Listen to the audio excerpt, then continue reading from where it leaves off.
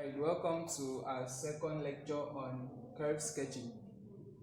In the last lecture, we did sketch a graph, or we did sketch a curve of the form f equal to x plus a on x plus b, okay, of f of x, sorry, equal to that. So we did sketch a curve of that form. Now in this next part, we are going to sketch a more complicated curve, which has a turning point and what you're supposed to do. Maybe some other things which you have to learn about about sketching a curve. Okay. Now this was just one form of a curve. Now we are going to look at how do we sketch the curve, or how do you do when you're being given a curve that actually has a turning point. So we are going to be, the example we're using today will be to sketch a curve f of x equal to x plus 1 on x plus 3 into x minus 2. I think this is one of the examples I gave yesterday at the beginning of the lecture. Now we simply just, to go faster, we will just go straight to the points that we did yesterday. I said when you want to sketch a curve, you always start with the axis.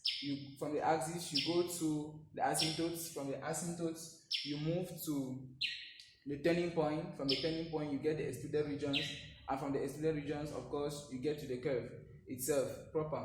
Now the first thing, of course, I'm supposed to do is to let my y equal to f of x, implying that y is equal to x plus 1 divided by x plus 3 into x minus 2. Okay. Now after I've done that, the first thing I do is I look for my axis. Okay, I look for my axis, and for the axis I'll say when x equal to 0, so I'll let x equal to 0 to get the value of y. When x equal to 0, anywhere I see x, I substitute 0 there. So if I substitute 0 here, I'm going to have 1.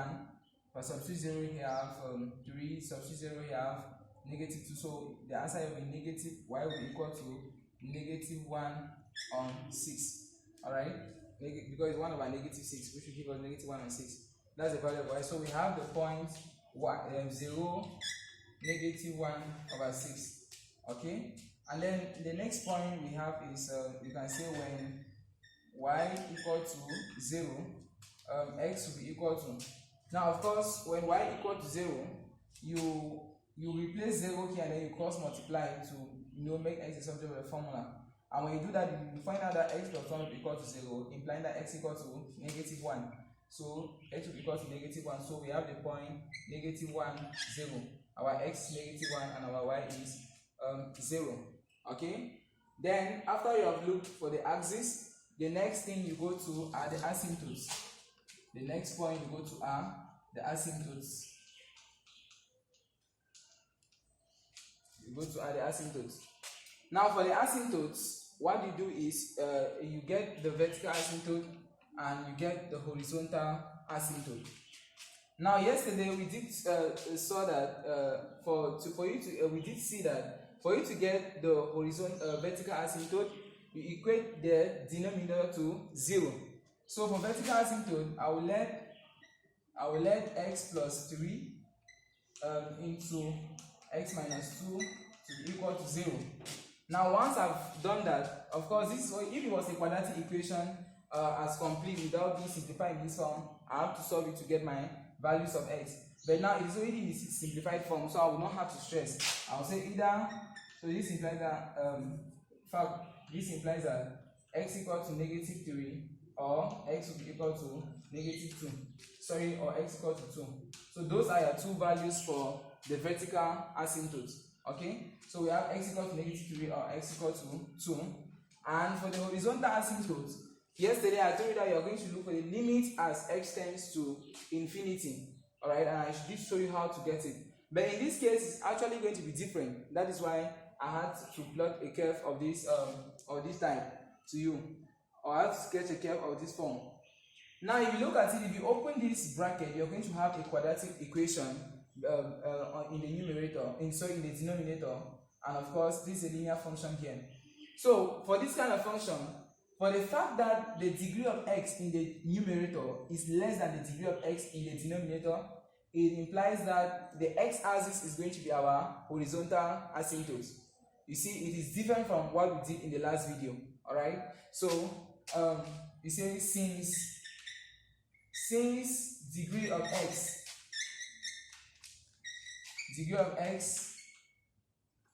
in numerator is greater than in, sorry, is less than, all right, not greater, in numerator is less than in the denominator, it implies the horizontal asymptote is y equal to 0 or the x-axis, because the x-axis is a line y equal to 0 and the y-axis is a line x equal to 0. Okay, so please, whenever you arrive on this kind of equation, you check if here was a quadratic equation and below was another quadratic equation, then I am going to look for the limits, since the degree of x here and here are the same, like what we did yesterday. But when the degree of x in the numerator is less than the degree of x in the denominator, what do I mean by degree? The highest power of x in the numerator here is 1. It's just x to the power 1. Now, if I had a curve, for example, say 1 over x plus 2 into x minus 3, again, the degree of x here is 0. So it's the same as x to the power 0. Anything else to the power 0 gives you 1. So the degree of x here is 0. And the degree of x here is 2. So the degree of x in the numerator is still less than the degree of x in the denominator. So my horizontal asymptote is going to be the x-axis. So same thing here. Now, instead, if the degree of x in the numerator was rather greater than the degree of x in the denominator, instead, if we have something like x squared plus 1 divided by maybe let's say x plus 2, okay, here we are going to have what we call an oblique asymptote. And this oblique asymptote is seen in further maths and not in pure mathematics. So that is it for you to. So that's one of the main points which we are going to emphasize for such curves, for us to plot such curves. So take note of that. Now we have gotten our vertical asymptote, we have gotten our horizontal asymptote, and of course we have gotten our axis. Let's now move to the turning point. What do you do about the turning point? How do we get the turning point? Okay, again, we take note of our asymptotes.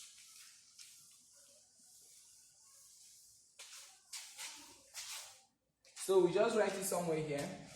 We write it somewhere here. You see our axis. Our axis here, we have 2 points. We have 0, negative 1 and 6, and we had negative 1, 0. Then we had for the asymptotes,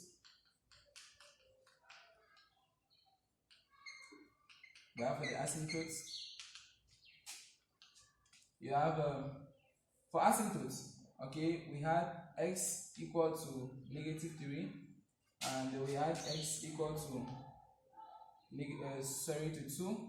This is for the vertical asymptotes. And then we had for horizontal asymptote, we had y equal to 0, or can say is the x-axis. So that is for the horizontal asymptote. Now, how do we look for the turning point?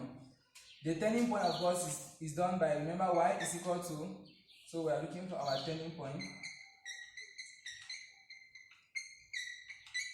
Remember that our y equal to x plus 1 divided by x plus 3 into x minus 2. Alright? Now, for you to differentiate, I will advise you to expand the bracket below so that you should have x plus 1 divided by x. If you multiply here, x times x gives us x squared, x times negative 2 gives us negative 2x, 3 times x gives us 3x. So when you add, you are going to have so x squared, you're going to have x squared plus x minus 6, okay, something like that, so that you can easily differentiate it. So the next thing we do is we look for dy dx. Alright, we look for dy dx, and our dy dx will be equal to bottom d top. So you take the bottom, since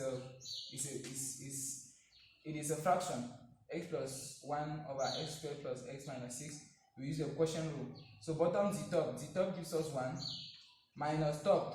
Our top is x plus 1, the bottom times the bottom is differentiation of the bottom gives us 2x plus 1. So 2x plus 1. Okay, all that divided by the bottom squared, x squared plus x minus 6, all that squared.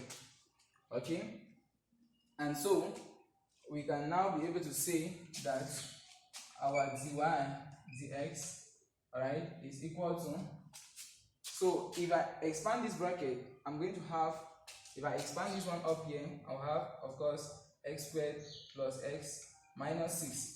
Then for this one here, I'm going to have minus into x times 2x gives me 2x squared, x times 1, alright, gives me x, 1 times 2x gives me 2x, so I'm going to have altogether 3x, 1 times 1 gives me 1. So if I subtract, if I actually try to simplify that to subtract, x squared minus 2x will give me negative x squared, x minus 3x will give me negative 2x, okay, and negative 6 minus 1 will give me negative 7 divided by x squared plus x minus 6, okay, all that squared, okay, all that squared, and that is going to be my dy dx. So how do I look for the turning point? You see, at turning point dy dx equal to 0. Dy dx equals 0. So it implies that if dy dx equals 0 and I substitute 0 here, cross multiply, this one multiply to give me 0, so I'll be left with negative x squared minus 2x, okay, plus minus 7 equal to 0.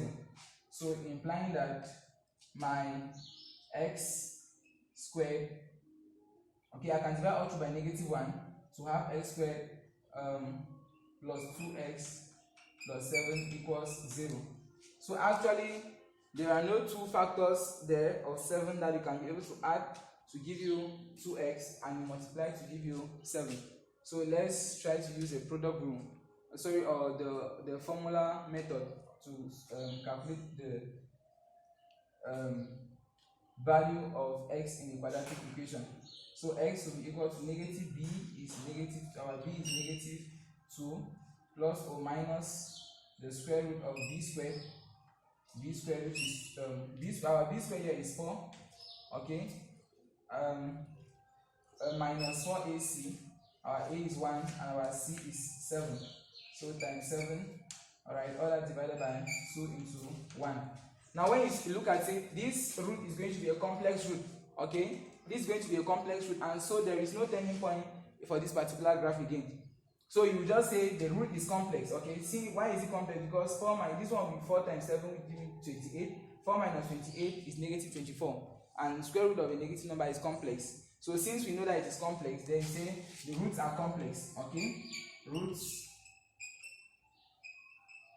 The roots are complex, and of course since the roots are complex, therefore no turning point. Okay. Now what if there was a turning point? If there was actually a value of x here, as I always explain, you use the value of x, okay. If you had a value of x here, you use the value of x which is here, and you substitute it, okay, in the original equation to get the y component of the turning point.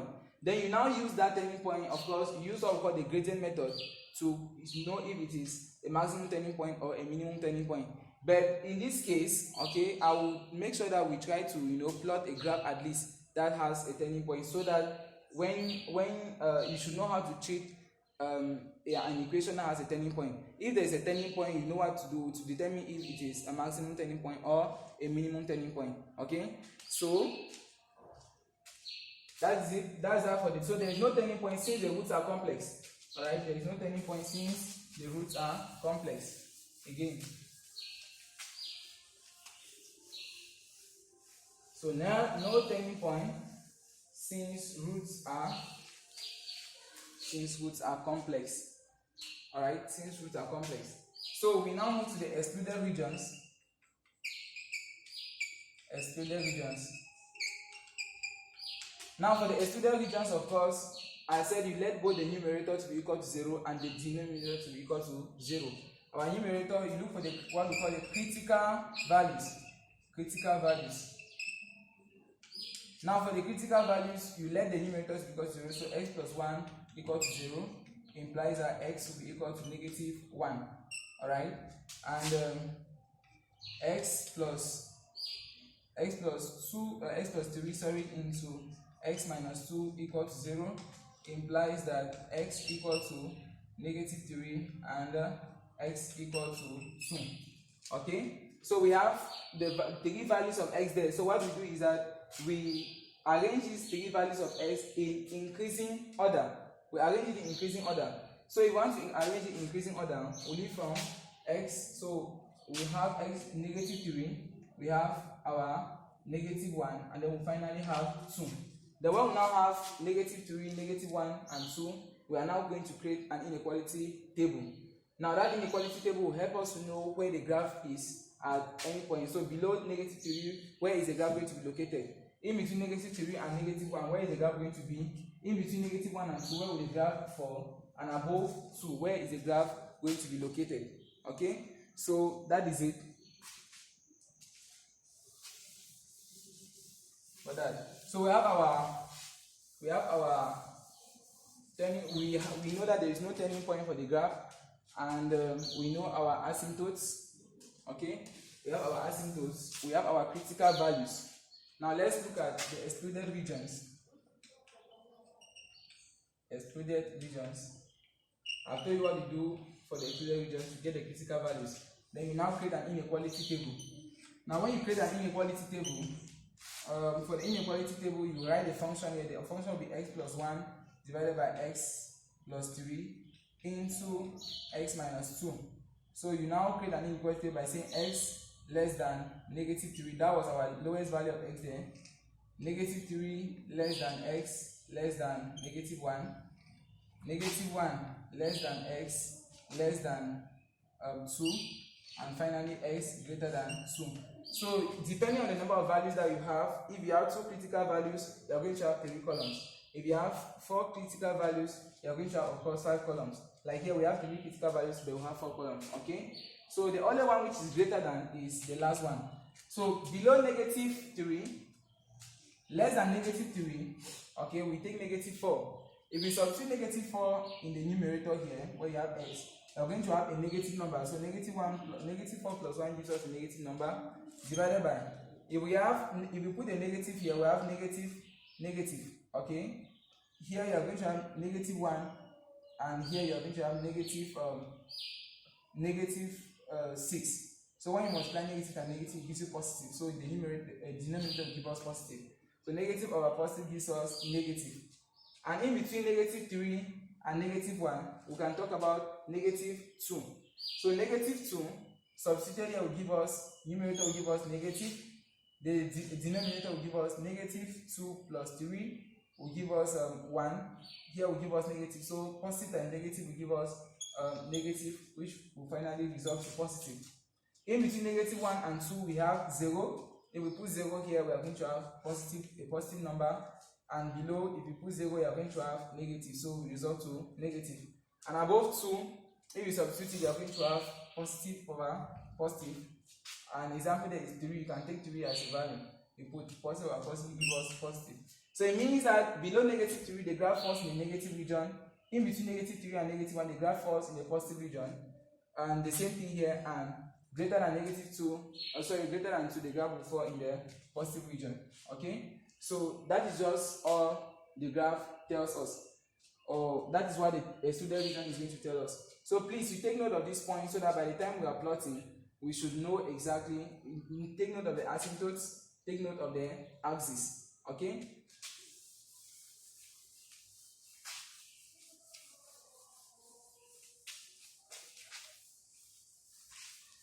So please, you take note of the excluded regions here. The excluded regions are very important in sketching the curve. And please remember that you don't sketch a curve on a graph paper, you sketch the curve on your exam paper. Okay, so here I have the x-axis and here I have my y-axis. But now what did we say in the question? We did say that please let me bring it a little bit below.